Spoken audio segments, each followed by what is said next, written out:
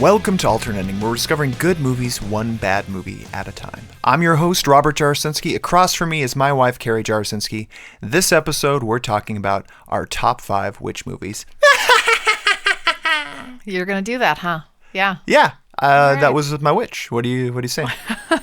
I was worried that it may be a little bit more clown-like. I had been practicing earlier. Yeah. And, I heard that. I didn't know. You heard that? I heard that, yeah. I was wondering what that That's was in the shower. so embarrassing. It wasn't in the shower. But seriously, I did practice right before the show because I did it in rehearsal once and it came off a little too deep and I wanted to go a little higher pitched. Yeah. I feel like I nailed it. Yeah, I think you should work on it in the privacy of somewhere in your own home. Couple more takes of it. Couple more takes. Speaking of a couple more takes, this is our second take. Very excited. We have our new computer. The whole reason we decided to purchase a new computer is because of paranoia that our old one would crap out on us at some point during recording. Irony, right? So we have this beautiful new computer. Everything's working great. It is fast. It is moving really quick. And we get through this first segment and I go back and the waveforms just don't look right. And I probably should have stopped us sooner. Come to find, I didn't change the audio setting to be actually recording from our audio device. It was just recording from the microphone in the computer itself. So, yep, this is our first official take 2. And we had to use our new computer and we bought a whole new computer because of the fear of the first computer doing this. Did you notice my reaction when you said, Carrie, I just wasted like 30 minutes of your life? What did I say? I said, no problem. I'd be curious if in the flip what you said, and I'll just quote, is because I've wasted so much of your life with other things, 30 minutes is just a drop in the bucket. That's what I said. I feel like that's a direct quote. I am curious though if the roles were reversed, how you would have reacted if I. It would not have been well. It would not have been well received. No, I think it would have been another walkout. Probably it would have been a walkout. Yeah. But thankfully we didn't do any walkouts when we did family photos. We did family photos like last week or 2 weeks ago. And it is such a stressful thing for me to go through family photos because we have very well-behaved kids, but they are never cooperative during family photos. When you need them to be cooperative, they're there's always one blinking when the other one's not. Or you're like, smile, and then they don't smile, like purposely. And they choose to have that day be the hardest day for them to be cooperative. Yeah, but thankfully, Abby's like, I'm not wearing shoes. Right, remember, she was like, no shoes today. And we're like, put on shoes. Put your shoes on. Alice was cranky. Yeah, she kept talking about snacks. And you're I was like, you're always afraid during the photo, and this happens every single time. Like, there's absolutely no way we have any keepers in this. And somehow I give credit to our photographer. You worked with her, Julia. What is the last name? Well, her website's Julia and Photography. Julia and Photography. So if you're in the Madison area, got to give a shout out to her. She does great work and very patient soul. Yeah. Yes. And what helped was she brought her daughter along, who was bringing lots of laughs to our kids along the way. So we do have some family photos. We're excited. We did have a couple keepers, more than a couple. So what do you think? Should we just jump in? Yeah, I think so. We have now we have soccer in 43 minutes. 43 minutes till soccer before we head out to beautiful Mexico tomorrow. So let's get into this. Okay. Top 3 worth mentioning. What is the top 3 worth mentioning of the movies we've seen since the last episode? Which are the ones we want to talk about most? They could be great movies. They could be terrible. We share them worst to first. We might even decide not to share one and plan to wreck it to the other person. So how many movies have you seen since the last episode? I have seen 4 flicks. Got you beat. 6. Not to where I wanted to be. I should be at 12, so I'm halfway there. 12 movies? Is where I should be after 3 weeks. I'm trying to average 4 weeks, so I'm slacking. Any overlap you're thinking maybe? I think... Well, now I know. Right? I'm going to change it up on you, though. So I'm not gonna play that game. I'm gonna be honest. I think there is probably. I've actually kind of already forgotten what you said. We know there's one, and I called one earlier, and it ended up being one. So why don't you go ahead, go with your number 3. I'd like to go with my number 3, The Shallows. I know we saw that together. Rob's parents are visiting. Extended duration. We're on week 3 right now, so. Rob's dad is a bit of a diversion. Watch this with us. Stars Blake Lively and Oscar Janetta, mostly Blake Lively, and a very oversized, do you think it's a CGI shark? I don't know. Oversized shark, undersized bathing suit. Good one. Oh my gosh. That just came to me right now. You know what? Keep it to yourself. So Blake Lively is in a bathing suit if you're into that kind of thing. don't comment anymore on this. I'm still a little irked from the first pass of this. I don't need to hear about it. So Blake Lively. Beautiful woman, well proportioned. We got it. We got it. Okay. So anyway, she goes out to sort of seek this like therapeutic vacation away, sort of like rediscovery of like some of familial things, like reconnecting, I think, with some family members. Goes out onto the shore, sort of goes out for a surfing excursion, ends up in a precarious situation on a like rock in the middle of like 200 yards out into the ocean.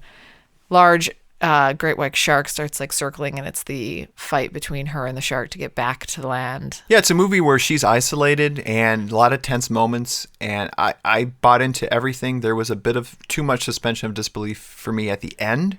Other than that, it had me pretty much the whole time. I'd probably give it between a meh and a watch. I would say for me, this is one of those, if it's streaming, I think it's worth watching. Yeah. I don't know if I pay money for it every time. Like it's halfway. This is like post baby too. Didn't she just have a baby? This was pre-second baby, I think. Oh, they have two. They have two kids. Yeah. So I will pick. say, last for you, huh? I didn't notice second, yeah. her post baby bod looks better than mine, I think. You know. No comment. No comment. No comment. What I will comment on is my number 3, which is Neighbors 2, Sorority Rising. I saw the sequel to the first movie that we saw featuring Seth Rogen, Rose Byrne, Zac Efron, Dave Franco. The cast of characters are back. Unfortunately, not as funny. Directed by Nicholas Stoller, Forgetting Sarah Marshall fame and Neighbors. And he also directed Storks, which is the movie that you assigned, coincidentally. Yep. Caught this on an airplane traveling for work. And honestly, folks, if you like Neighbors, these are all of the B-side jokes, the jokes that didn't make the first pass. And I just suggest, if it's streaming, maybe you want to kind of check in where Zac Efron's character is and what's new, but it's really the same jokes, except it's a sorority that has moved next door. They're trying to sell their house. In the first one, they just bought a house. Now they're trying to sell their house, and it's the same shtick and jokes kind of playing through. So, that's pretty much Neighbors 2 for me. But catch one. The first one was good. I think first one's worth it. Again, if it's streaming, maybe. Yeah. I'm same fence. Like, am I willing to pay for the first Neighbors? Yeah, I guess I would. I think it's funny enough. Hearing those jokes fresh the first time was good. Yeah.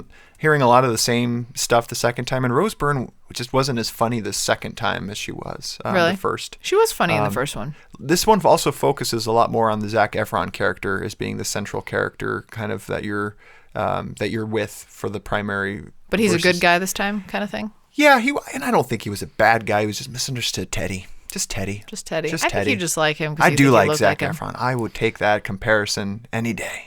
Absolutely. Yeah, you can't. It's not a comparison when you compare yourself. We have the same side sweep going on now. Basically the same. We're same body. For sure. I'm a little taller, a little more masculine. You got that edge on him right there. Yeah. He doesn't have a beard. That's true. All right. What's your number 2?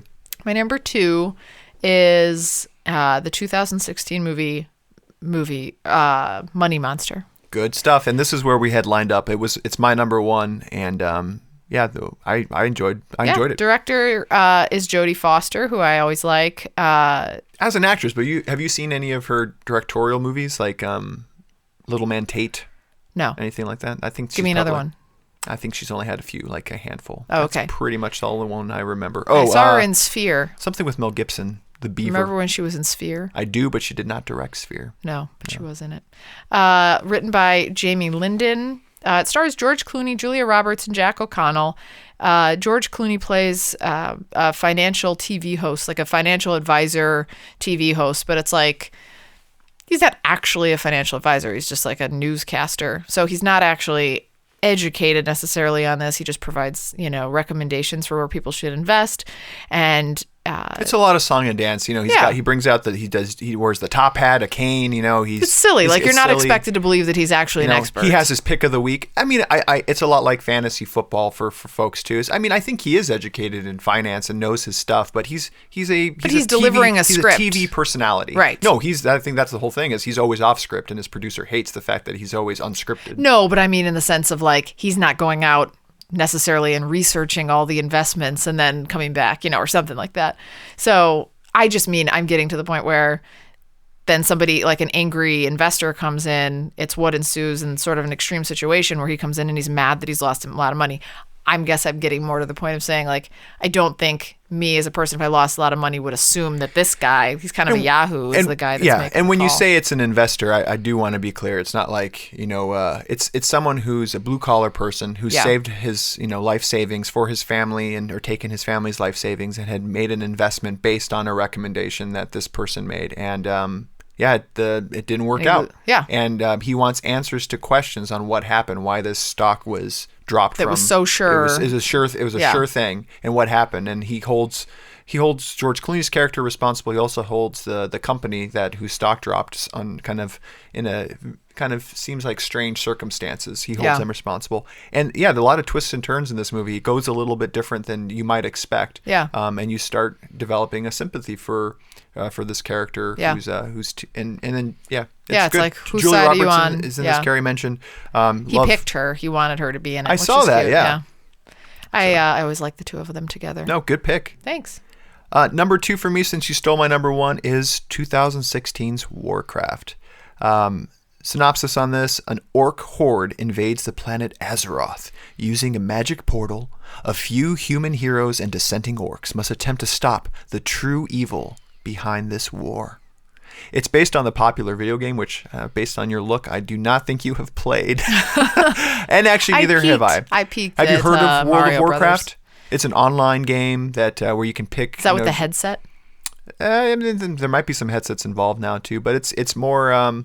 You move armies around and you try to defeat villages. A little SimCity-esque, which you might be more kind of SimCity, but with warriors, and you're trying to defeat and plan and strategize. I've never played it. This is truly just a nod to the fans of the video game. 2 hours and 3 minutes. 7.0 on IMDb, so fans clearly probably have written it and voted. Rotten Tomatoes 28%. The reason I wanted to see this, I have not played the game. I do like fantasy movies, but the reason why I wanted to watch this was Duncan Jones, son of David Bowie, Ziggy Stardust, to many as well, is an incredible young director. He directed Moon, which I love, Source Code, which we had a friend, Katie, who worked on that in Chicago, starring Jake Gyllenhaal. But Warcraft, it's more Dungeons and Dragons than Lord of the Rings. Okay. If for those who are familiar, it's a little silly. It's a very serious plot line. I'm just unhappy with a couple of the choices that were made from a plot perspective. And then the CGI, they spent 20 months in post-production. Almost 2 years. That's crazy. Doing CGI stuff. So how long was it in totality? How long the production? Oh, I don't know. Movie? I don't know end to end, but 20 months just on the CGI stuff. And so 160 million spent, only 47 million made. Now Blizzard, who owns the video game rights, they weren't into making this movie to make money. They were really trying to pay off the fans. And I'm sure there's a lot of nods and stuff that I'm missing. Kathy Clark tweeted me on this. She's a fan of this. She's a fan of the show, and tweeted me saying that, that's what this was a true nod to the fan. If she wasn't a fan of the video game, then she probably wouldn't have enjoyed this movie as much. So that's where I leave this one. How about you for your number 1? My number 1, I just had an epiphany. Okay, you have an epiphany. That's I don't know if I should be scared or not. I haven't done this in a long time, but I think I made a mistake. So it's every time. I'm trying to still figure out what's unusual about this one. I'm not really feeling the dig right now. What'd you do? But I think I used your rec. Can I talk about your rec? Probably not. You can't.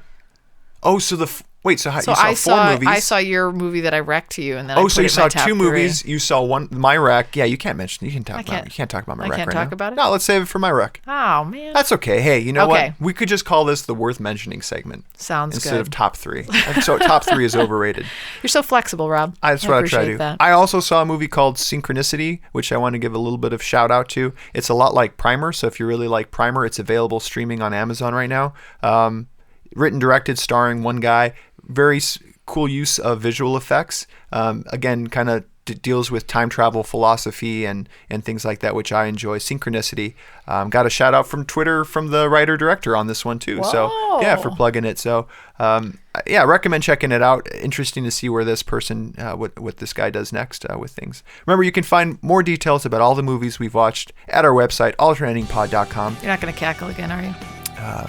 I was going to. AlternateEndingPod.com. We usually at this time acknowledge all of the purchases made through our Amazon banner, but unfortunately nobody made any purchases. Mom? Where's my mom? Yeah, your mom usually comes through for us at the least, but maybe everybody's saving up for holidays. Yeah, holiday spending is what I'm thinking. So It's really easy to go onto our site, guys. Whenever you're thinking Amazon, think AlternateEndingPod.com. Go to our website, click through our banner, make purchases. All the proceeds go to making our show better. But thanks to all those who've made purchases in the past. When we get back, top 5 witch movies.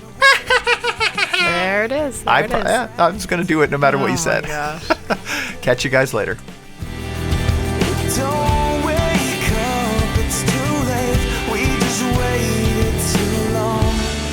So come back home to me.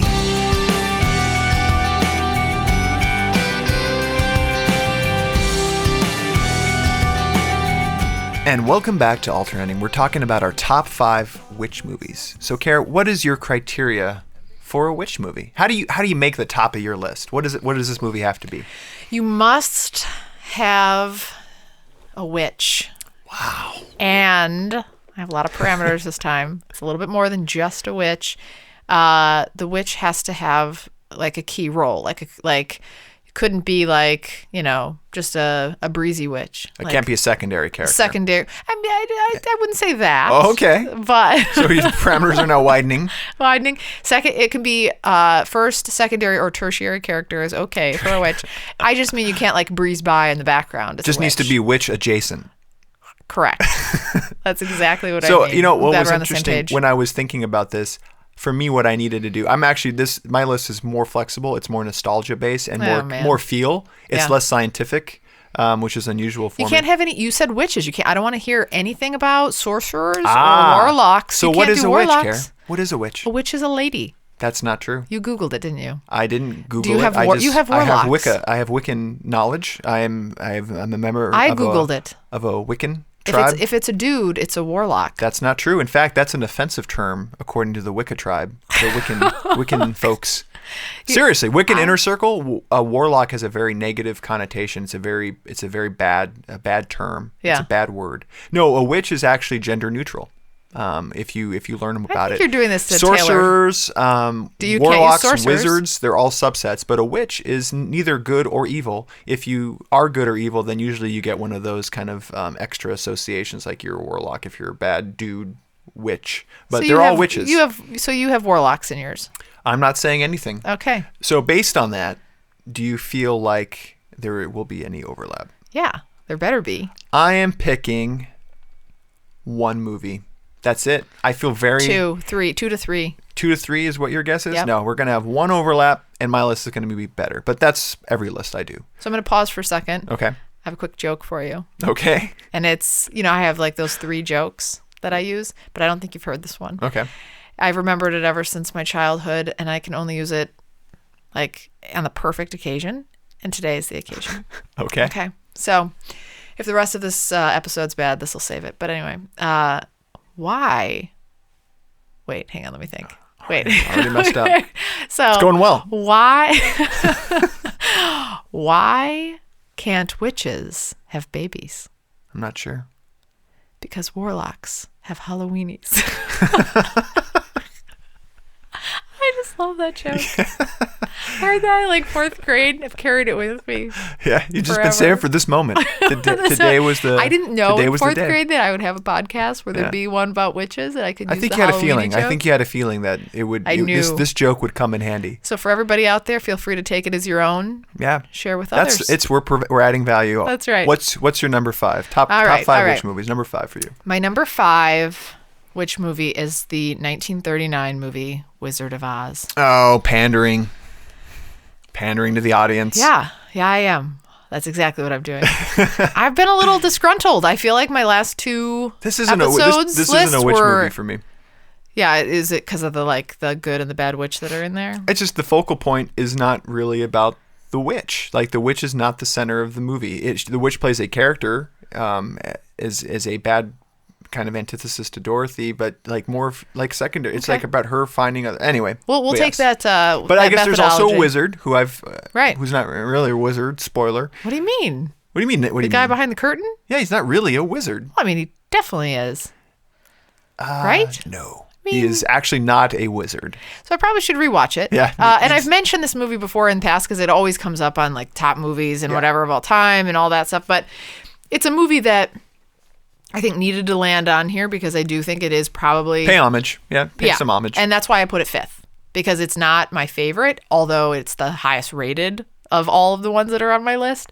But it's one I think definitely worth mentioning. If you haven't seen it... it's obviously worth seeing. I would imagine most people have seen it, but do I need to go through the synopsis? I don't think so. I'm not going to, but it didn't make your list. Yeah. Did not make my list, no. Right. I wanted to be pure and true to myself, unlike you. Yeah, so okay, I'm going to hold true and see that the witch and or, warlock it does. Is the main focal point for the rest of your films. No more so than the title of the movie for my number 5. You didn't put the witch. No, I didn't put it there. Let me get to my picks. Sorry, go.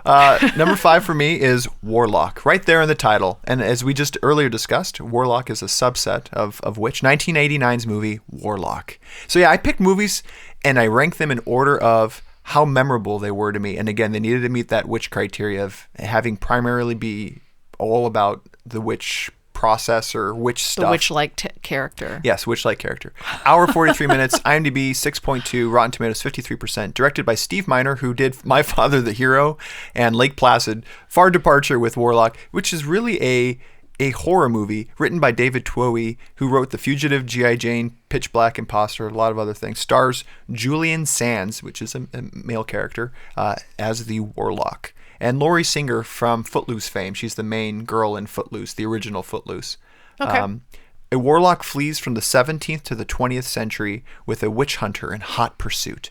I remember watching this as a kid and really enjoying it. This warlock is trying to pull together like an old book to find out the true name of God. And if you utter the real name of God, you undo creation. And that's what he's trying to do. And somehow this Laurie Singer's character plays into this and trying to keep the warlock from accomplishing his mission. And it was my first exposure to something that's witchcraft that wasn't a female witch. So I was like, oh, this is cool. What's this warlock thing? And I just remember it from my childhood. It made a lasting impact. I don't want to rewatch it because, again, I think it may not be a good movie. Yeah. But for me, it holds true. And in looking at the final cut that made my short list, this one stood out more than number 6 or 7 or 8. So I had this number 5 for me on my top 5 witch movies. All right. Number 4 for you. Number 4 for me. Continuing along my lines of pandering, I went with Harry Potter. Oh my goodness. Oh. I really want it this week.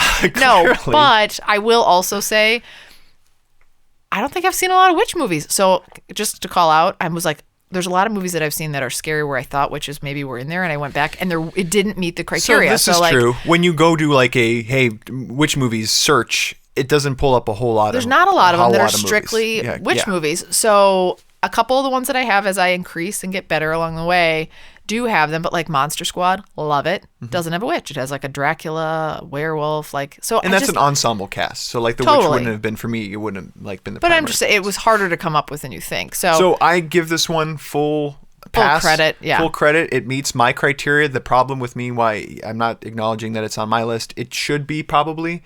I just talk about Harry Potter too much, and a wizard meets a witch criteria. I left it off because I wanted to expose our listeners to maybe some new movies they hadn't heard of. Oh, you really built your case. You really built your case there, didn't you? Yeah. So the rest of you can agree with me on Harry Potter. Should make this. And I think it translates across all of the Harry Potter. Hey, Care, which Harry Potter movie is your favorite?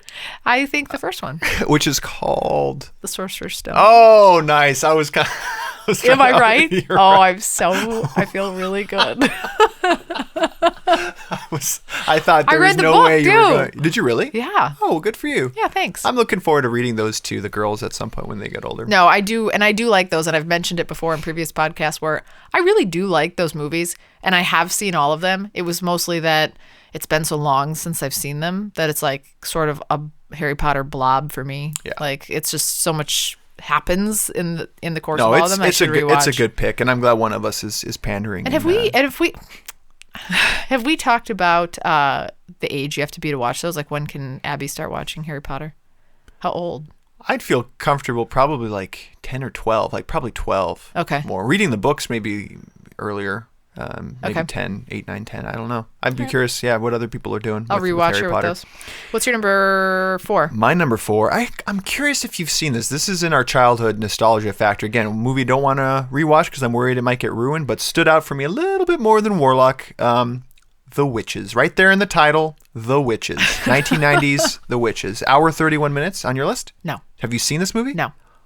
Oh, you're going to love it. It's like a Jim Henson style movie. If you I do like Jim Henson, yeah. So it's that kind of a movie, a boy, and it's based on a, how do you pronounce this guy's name? Roald Dahl?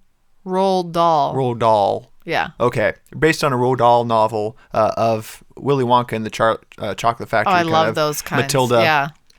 It has that feel. And Jim Henson, so it can't go wrong. A young boy stumbles into a witch convention and must stop them even after he has been turned into a mouse. So it's super cute. Have I seen this? I bet. No, I don't know. bet you might have seen it. The main witch, the Grand Witch, is Angelica Houston. Okay. From Addams Family, the wife. Yeah. So 6.8 on IMDb, 100% on Oh, I've Rotten read the Tomatoes. book. You've That's read the why book. it's familiar. Yes. I've read the book, but I haven't seen the movie. Super cute movie, great to watch with kids. The witches can get a little scary when they're in their witch form. Yeah. But in fact, in order to make them more scary, the when the witches transform into their full form, it's actually men playing them. Which that now thinking back is like, oh, okay, that's why they were extra creepy. Was they were like men kind of pretending to be women witches, and full makeup and all that stuff. Dahl actually didn't want, after he saw a cut of this movie, he wanted out.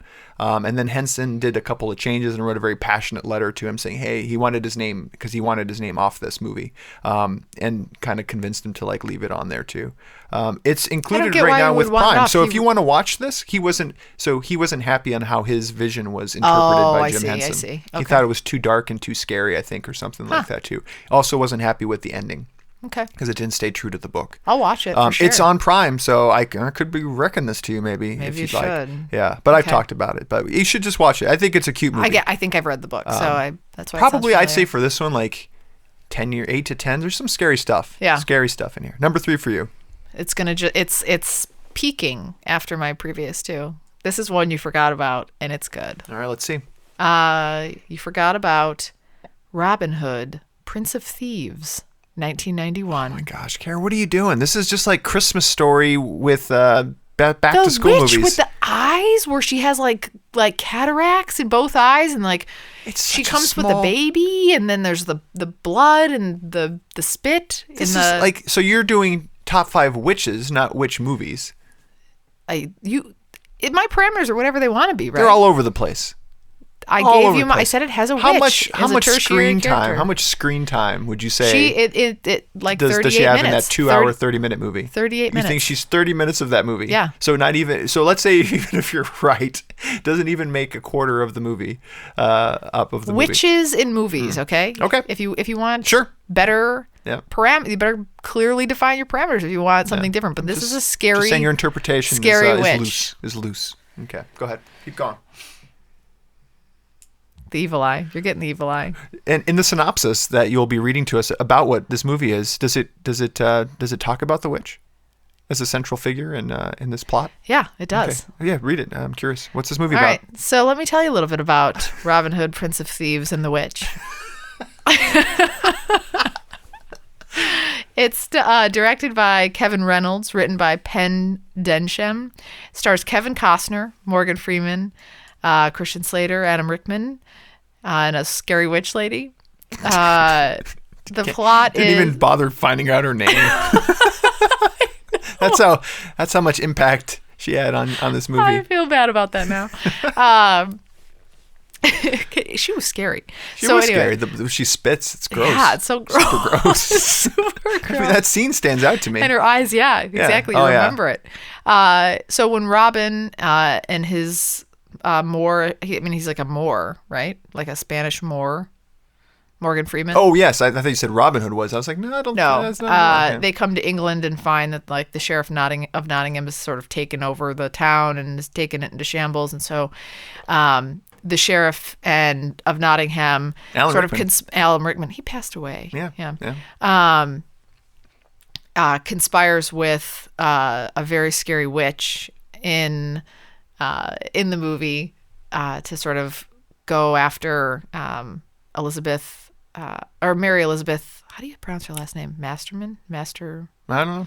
The like Prince Marion or Maid Marian goes after her, and I think he has to like he wants to marry her, and so he and the witch like conspire together and work together to like trap her and keep her, and then Robin Hood has to come in and save the day, and the witch tries to foul everything up. You've really witchified this plot because that is not the movie, but that's okay. It's close enough. I will give you a pass because the scene is such a good movie. Her scene is good. Is she the top 5 scariest witch? Yeah, she's up there. If we're doing scenes, I don't know if she even makes my top 5, but maybe if I were to think about that. She's pretty scary stuff. Yeah. So she makes my number 3. Who's your number 3?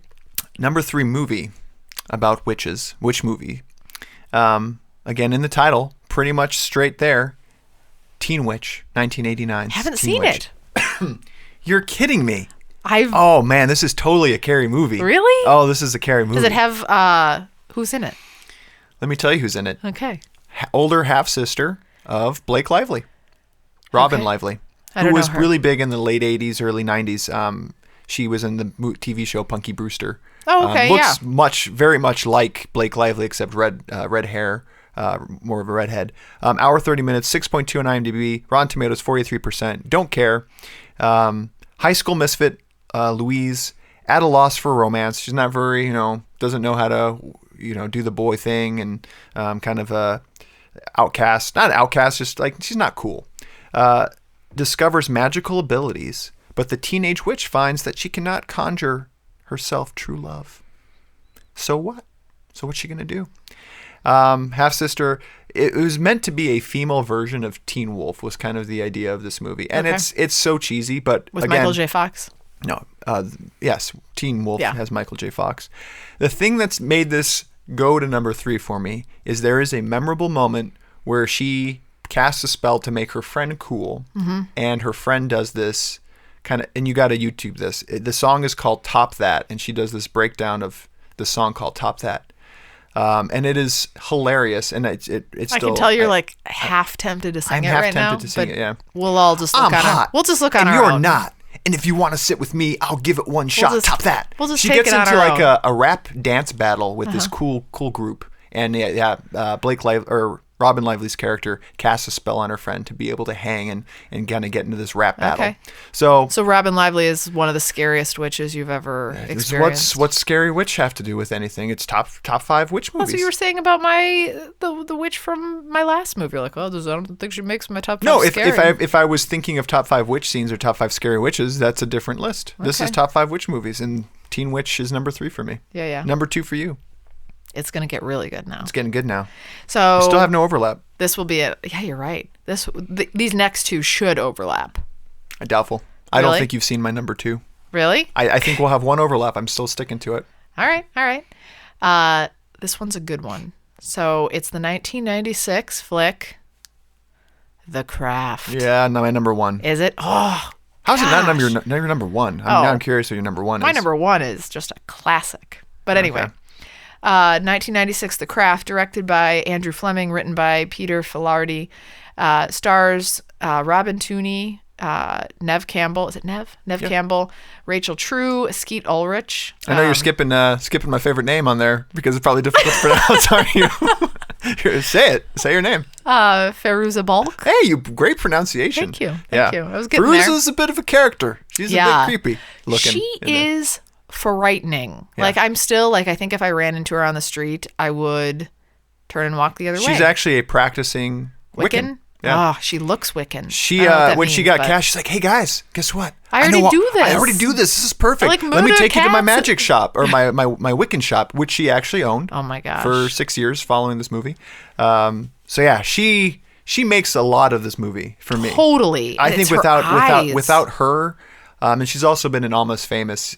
People might remember her from that. But walk through the synopsis. So, and help me out because this is your number 1. But Nev Campbell's a newcomer to this Catholic prep school, and so she falls into sort of like, I have to find somebody that I'm going to hang out with, and she falls into this group of these outcast teenage girls who practice like witchcraft, and they go after, people that, they feel like anger them or that they don't like. And so they sort of conjure up spells and curses against those people. And it gets to be super creepy and a super intense movie.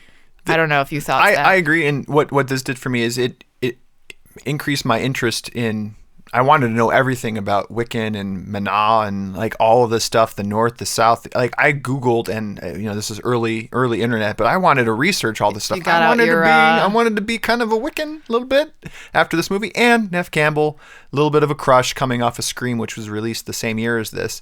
Yeah. Just a absolutely and edge of your seat movie. And this one takes you inside the witch culture and what it is and everything a little bit, and teenage angst and all that. So yeah, it just hit me at the right time. And the soundtrack, there's a song on this called "How Soon Is Now" by the Smiths, originally by the Smiths, done by Love Spit Love, which is the band name. And when that song, I went and bought the CD for this, and yeah, it just really stuck out to me. That's why it's my number one. It's just because of Nev Campbell. It's a large part of Nev Campbell. Yeah, I figured. Yeah. That's why I liked it too. But it was one of those too that I think I was a little too young to probably be watching it at the time. So I remember thinking it was like my sneaky, I don't want anyone to know I'm watching it because maybe my mom, if my mom knew how scary it was and some of the content, I don't think she would have liked it. So very good. Anyway. No, good number one. I'll jump to my number two. You're talking classic. If this You're was gonna released, take my number one. If this was released in the 90s, it would probably have been my number one. More nostalgia factor. As it stands, it was probably released a little too early for me to understand exactly what this movie is. I kind of want to go watch this again. I'm talking about 1987's The Witches of Eastwick. Haven't seen it. Oh, it's a great movie. Directed by George Miller, who did Mad Max, Fury Road, and all the Mad Max movies. I looked it up. Starring Jack Nicholson, Cher, Susan Sarandon, and Michelle Pfeiffer. Breakdown for you: 3 single women at the peak of their careers, gorgeous women. They live in this picturesque Connecticut town or whatever, Massachusetts town. They have their wishes granted at a cost when a mysterious and flamboyant man, I think his name was Dick Van Horn or something like that, arrive in their lives, played by Jack Nicholson. Basically kind of like a devil character, and imbues them with power. And it's Daryl Van Horn. Fun, playful, but kind of creepy as well too. George Miller, his first American debut movie. It was just really scary, good. Though? It's not scary. It's kind of silly, dark comedy. It's dark comedy because bad stuff are happening to people, but it's kind of with a little bit of a wink and a nod kind of approach. And it's fun to see what these 3 women do when they have the power to get some comeuppance to other folks who probably deserve it. So you're kind of rooting for them, but then they realize that the power may be evil, and they try to they start working together against this character. Okay. It's worth seeing. We're seeing Where's even it now. Available? I mean, you can probably rent it on Amazon. Click through our banner, rent it on Amazon. I don't think it's streaming anywhere right now, but worth checking out. It's a classic. It won or nominated for 2 Oscars for Best Sound and Score. So yeah, that's my number 2. And you have... Ready for what you've missed? Tell me, what did I forget? It's the horrifying, the scary, the wicked, Hocus Pocus. Oh, Hocus Pocus, yeah. 1996, directed by Kenny Ortega, written by David Kirshner, stars Bette Midler, Sarah Jessica Parker, Omri Katz, Kathy Najimy.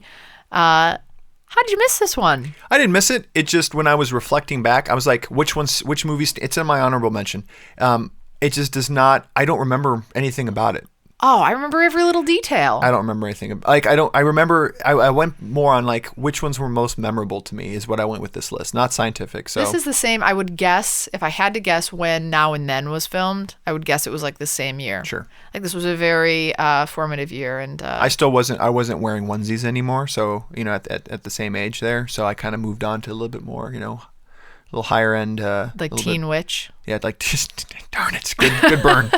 Good burn. You set yourself up for that one, Rob. You set yourself up for that one. So plot line of this, after 3 centuries of being, I guess, dead? I don't know. The witches are dead. These 3 witch sisters come back and are resurrected in Salem, Massachusetts on Halloween night.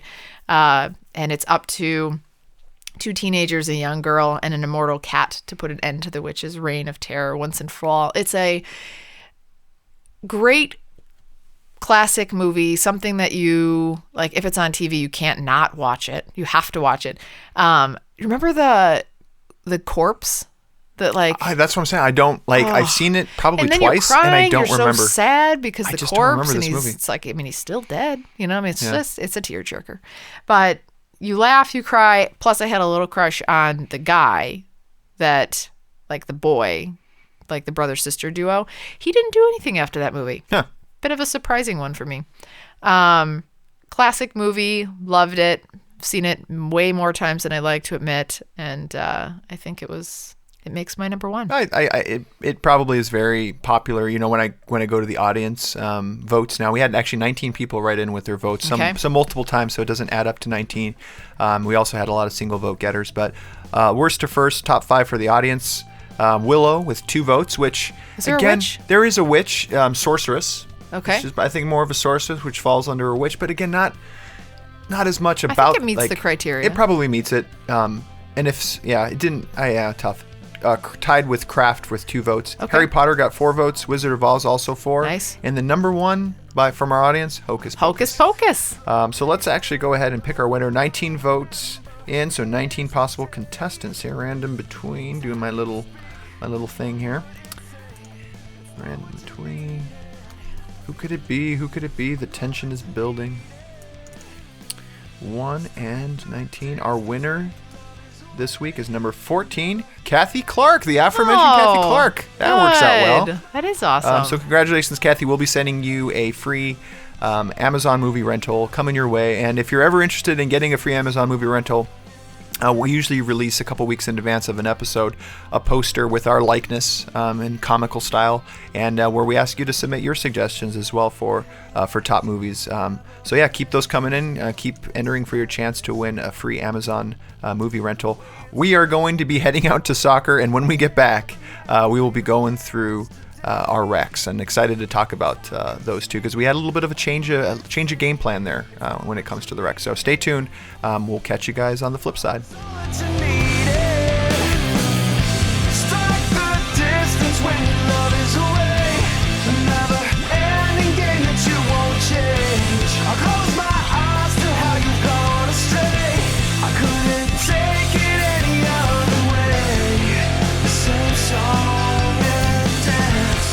And welcome back to Alternate. We're going to be wrapping up with our rec segment. Rec segment is where Carrie or I, actually both of us, either punish or reward one another with assigning each other a movie. Before I get there, I want to have a proud dad moment. We just got back from soccer. I got back from soccer, and Abby scored a goal. It's pretty sweet. Watching kindergartners play soccer is something to behold. It's a lot of running around randomly, but every once in a while, a goal is scored, and Abby has. Were there any injuries? I wasn't able to go. It was actually, the ball. Kid got a ball to the face. It was pretty intense there, and a couple trips and stuff. But yeah, this whole league that she's in now, it's pretty. It's a little aggressive. It's aggressive, and she's kind of a delicate little one. So little Daisy. Yeah. But enough of that. Let's get into the recs. And a little bit of a pivot. I had mentioned a surprise earlier is we found out that we were going to have to pay $10 to buy Rumor Has It, and as much as I like Jennifer Aniston, no one's worth that kind of money. You're making it sound really. So what really we ended cheap. up doing was I saw that I think I mentioned a couple episodes back that here in Madison, the local film critic for the Madison Capital Times hosts a monthly kind of a theater experience where people go and he picks a movie and everybody watches it, and they were playing Birth of a Nation. So I did a quick reassignment to Carrie last minute. She went with her mom to go see it, Birth of a Nation, and then Carrie assigned me Storks. So looking forward to talking about these two movies. Carrie, first, Birth of a Nation. So these this lighthearted. This movie that you decided to send I imagine me. it's a lot like Rumor Has It. Yeah, it really felt like going from Jennifer Aniston to, slavery and violence and assault. It really felt like an easy transition. Yeah. So I appreciate that. That's exactly how when I think of Rumor Has It with Kevin Costner and so you saw the same movie. Basically. So there's no need now to see Rumor Has It. No, just see Rumor Has It, interchangeable. Also appreciate you sending me with my mother, who is very passionate about Was that sarcasm? I can't tell if like it was uncomfortableness or if she actually really enjoyed it. I don't even know what I want to say to you. I feel like I've played it over in my head, like what I want to say to you about this movie since seeing it last Tuesday. And I'm still at a bit of a loss for words. So I'll set up what it's about, and then maybe the listeners can make an assessment on whether or not it would be awkward to see with your mother. So The Birth of a Nation, a bit of a one-stop shop. It's directed by, written, and starring Nate Parker, supported by Armie Hammer and Penelope Ann Miller, who I've seen in other things, but I couldn't really think of what. Penelope Ann Miller's in there. Yeah, she's probably now in her 40s or maybe even 50s. Maybe, yeah. Yeah. There were some wrinkles. Yeah, I'm trying to think of what I can't think of a movie right now. Off the top of my head, I couldn't think either, but I knew I had seen her. Really hard to discuss the plot. It's set in sort of like pre-Civil War era times where the character Nat Turner, real life, true story, real life person, becomes basically a literate slave. So the character Penelope Ann Miller takes him in and decides to teach him. Well, what he teaches him to read via the Bible. And so he basically becomes a tool for the family because there's a price on that. So at the time when morale, as you could imagine, was low amongst the people that were slaves at the time, for him to go around house to house and give uplifting sermons and sort of speak to people that could have maybe identify or associate with him, lifted morale, lifted productivity, did all this stuff for farmers, cotton farmers during that time. So it was a tough watch. It was a tough watch. So, but tough because of the content, or tough because it's a poor movie? Tough because of the content, Okay. and I think it was a probably medium. I think it was done well for his first movie. It was his first. Well, anything. here's the thing. This is why I sent you to. I mean, it's a cool experience to go and see a movie with the film critic and have the discussion afterwards. That's one thing. But this is the movie that broke the record at Sundance for most expensive Right. movie I was gonna ever. mention that. For what, 15 million or 17 million. 17 million. Like that's so. This one had Oscar buzz. Everybody was talking about it in February as being the Oscar darling. Right. And then it came out, and I was hearing like. Yeah, there's some things I think that led around it with, with the characters. But I think the difficult part for me to watch was normally in a lot of movies where I think it wasn't so traditional or a lot of people after the movie was over said that this was a really traditional movie, and I thought it was much far from traditional in the sense that there was nothing redeeming about this movie in a character sense, where usually they show or draw some sort of connection to humanity to say, oh, you see that, the children of different races come together and, oh, well, we can rely on the future because these children are going to grow up. Or, oh, there's some sort of, character where, the one family is the people that rise above what's going on during the time and rise above and are trying to advocate for, anti-slavery. There's always that one character grab. There wasn't anything. There wasn't anything to hold on to. There was no light at the end of the tunnel, and it was extremely gruesome, and it was extremely violent. It was extremely, it dealt with assault, like assault on women, like sexual assault, in real awful terms. It dealt with children during the time. It was a well-done movie in that, it began and it was over. Like you're just staring at the thing, but I found myself like grabbing my face multiple times during the movie. Parts of it I didn't watch. Like I knew it was coming. I physically couldn't watch it. So were there any? So I don't mind a serious movie. Were there any points of relief or even maybe, I don't want to say laughter, but like enjoy, like a funny moment, or like someone has a moment like it's all tense and all like serious and for the most part the whole time. That's a tough watch. It was tough. It started off, there was one character that you thought this was going to be the advocate. So you're like, oh, here it is. And then he turned out to be a D. And you're like, oh, well, he's gone. Then there's another character, the mom, the one that teaches him to read in the beginning. She becomes not an advocate on her end too. And just the stuff that they experience is just really horrifying. And to know that it's new, that it's real. I think what the goal was to really portray an accurate portrayal of what happened versus sugarcoating anything, and I think that's what they did. Like Rob mentioned earlier, It did make $7 million during the Sundance No, Film. it sold for 17 million. Or sorry, yeah, during the Sundance Film Festival, and nearing the time when it was actually going to be coming out, Nate Parker, there was a bunch of allegations that came out around a sexual assault. Oh, really? Yeah. So you've led me into this rabbit hole here. So I go to see this movie. It's over. The poor film critic guy gets up there. It's like silence. I mean, no one even feel. I mean, you're like, your heart's racing. You're crying. And the film guy's like, so what'd you think? I mean, it was so super awkward.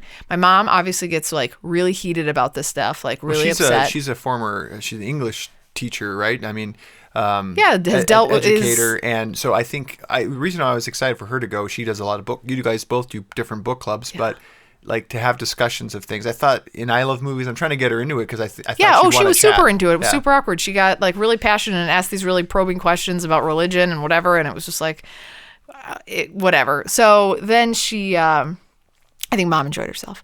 But again, poor guy asking these questions like, yeah, what do you think about the horrifying atrocities of people? You know, and it was a tough conversation. It's like Titanic in that probably good to have seen it the once, but you would just never ever watch it again. Yeah, that's a good top 5 list. Like and movies you've seen once that were great. Never, that that's a good that's one. A good top 5. It gets a 5.6 on IMDb, and I think it's largely because it made nothing. Like people were boycotting going because of like I was saying, he was charged or there were allegations of this sexual assault when he was in college back like 10 years ago on this woman who subsequently took her own life in 2012. So isn't really there to, you know, I don't think he's not serving any time for what he did, but I think there's a lot of reports allegedly. Yeah. But his roommate, who was also allegedly is actually serving like criminal charges. So like he slipped by on it. So I think a lot of people boycotted going. So then I'm feeling kind of like a jerk for going, because then I was like, should I have boycotted going? But I didn't know this until I actually got there. So anyway, long story short, I don't know if I would recommend it. It's hard. Yeah. These are tough types of movies to recommend. It's like, you know, do you want to... It's probably something we should all be aware of things that happen, but at the same time, it's like you have to be in the right mindset. Otherwise, it feels a little bit like homework. Yeah, I thought maybe it was going to be like a nice movie about babies, you know, Birth of a Nation. Sure. I was like, maybe like Birthing a Nation. Yes. Birthing a Nation, and then I was like, damn, it's slavery. It's the worst. So. Well, on the very much the flip side, you assigned me Storks, which I appreciate. That was a gift because it was something that I was looking forward to, and it did not disappoint. This is a movie, guys, Storks.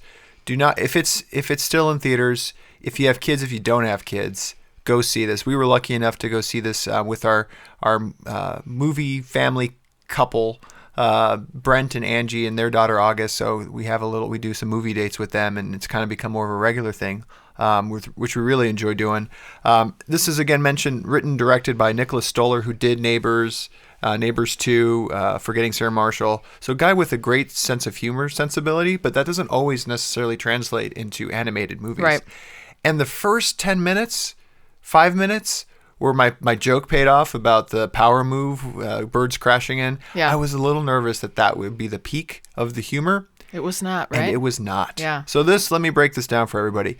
Storks have moved on from delivering babies, so it kind of plays on that whole theme. And they realize, like, hey, that's not the big moneymaker. Let's start delivering packages. Babies are difficult and unreliable and difficult products to work with. Let's start being like a UPS type of store. But when an order for a baby appears after they've kind of discontinued it for a while, the best delivery stork must scramble to fix the error by delivering the baby. The themes in this movie, there was so much that really resonated with me.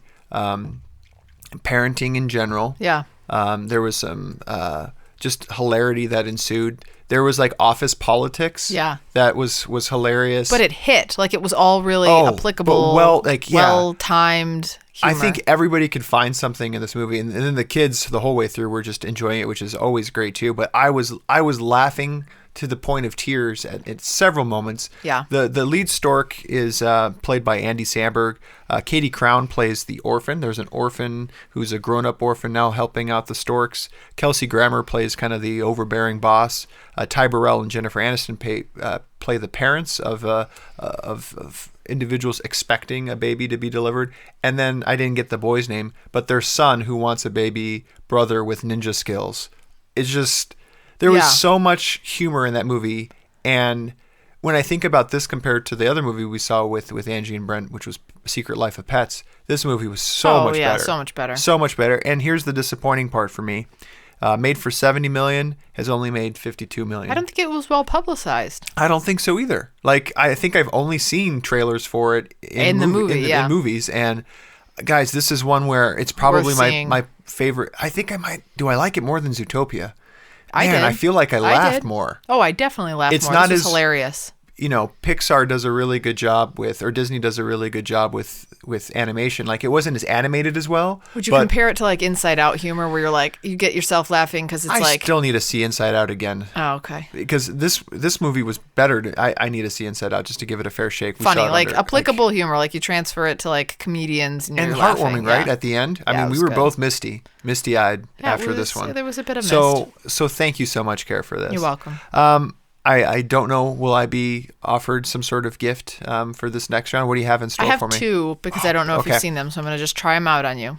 Have you ever seen the movie 1 Hour Photo? Yes, with Robin Williams. Absolutely. Okay, so you've seen it. Yeah, I'm happy to watch it again for the good of the audience. We haven't talked about it. So the reason I came to 1 Hour Photo was I was actually thinking of a different movie but I can't picture what the name of it is, like Shutter or something.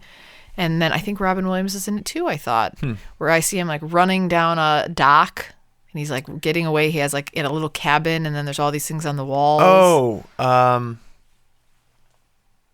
something about not being able, Insomnia.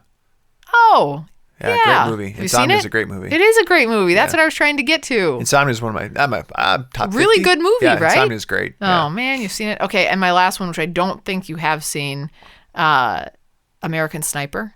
Yeah, I've seen it with my dad. Yeah. Come on. You're trying really hard. I am. Should pick something from the theaters. Do you want to do? I'll take anything we haven't talked about any. I haven't talked about my movie. I've got a list here of other things. So you tell me what movie I get to see. Well, now I'm going to confuse you with choices. But I won't give you choices. I'll just pick one for you. Something completely more lighthearted. I'm going to do, because it's streaming. I always like to focus on streaming movies. Because I'm cheap. Before Sunrise. You had mentioned like maybe having some interest in seeing that. So I'm giving you Before Sunrise, Richard Linklater movie starring Ethan Hawke and Julie Delpy. I'm not a big Richard Linklater fan. Yeah, I know, but this is like, this is relationship Before focused. Sunrise. Before Sunrise. Okay. And it's part of a trilogy. So, what I'd welcome hearing back is after you see this one, knowing that there's two more out there, like, would you be willing to sit through learning like two separate movies of about 2 hours in length, knowing more about these people? So all right, that's what I have in store for you. I got another one for you. Okay, on the I'm fly. ready. Me and You and Everyone We Know. Have not seen, have no idea what that's about. There you go. All right, Me and You. Me and You. Me and You. And Everyone We Know. Correct. Okay, cool. Well, I'm excited, folks. I want to thank all of our listeners. I want to thank Fervor for the music that you guys have been listening to. Check us out on social media. Go on Facebook, like our page. Make sure that when you see our new movie poster or our new episode poster come out, you go out, you write on there, enter a chance to win a free Amazon rental. As I mentioned before, we are active on Twitter, so feel free to go on there, like us. AlternateEndingPod.com is our website. Carrie's been triumphantly trying to get folks to like more of our survey. You saw my survey. With a few people have responded. We'll figure out something creative. The number one option was a fist bump and eat a fish, a like handshake. I thought survive. So leave a review on iTunes if you're a listener. Yeah, Google. It means a lot. Google, wherever you find podcasts, leave a review for us. That helps us get up there in the search engine optimizations and whatnot. Tune in for our next show. I'm really excited about this one. I feel it's very apropos. What is it? Our next show, we'll be talking about our top 5 presidential movies targeted for the release on November 7th. So right before the election, folks, we'll be talking about our favorite presidential movies. And not talking about politics. We'll catch you guys then.